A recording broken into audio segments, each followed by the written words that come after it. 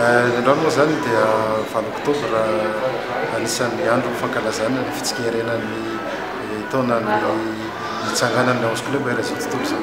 Izay tamin'ny 9 Oktobra 1799 no niforonana zany Lions Club zany tany États-Unis.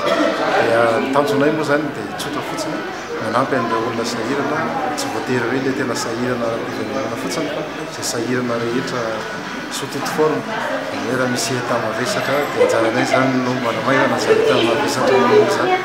Ka ny androany moa zany dia andro ankalazanay an'izay fotoana izay, izay safidianinay dia ny fanomezana rà ho an'ny Banque de Sang eto Madagasikara eto Antananarivo zany indrindra izay anisan'ny zava-dehibe ho an'ny fahasalamana raha ny hôpitaly manodidina Antananarivo no jerena. Manome rà satria nahoana izay zany dia mahatsapa sy mahatsara fa ny fanomezan-drà dia manome aina.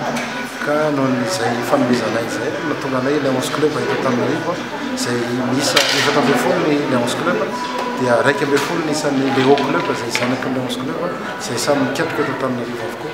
Ny tanjonay androany dia 500 pochette ny entretanay tratrano izay omenan'ny Banque de Sang mba ahafahany mikatoka mandritra ny herinandro ray volana sy volana vitsivitsy.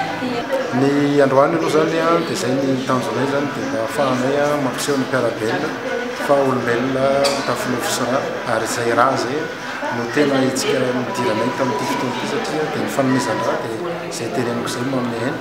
Amin'ny sabotsy ho avy zao indray izay dia mijery ny resaka maso, ny fizahana ny maso izay ataonay etsy amin'ny esplanade Analakely izay anisan'ny ao anatin'ny fikatroana amin'izao fotoana izao.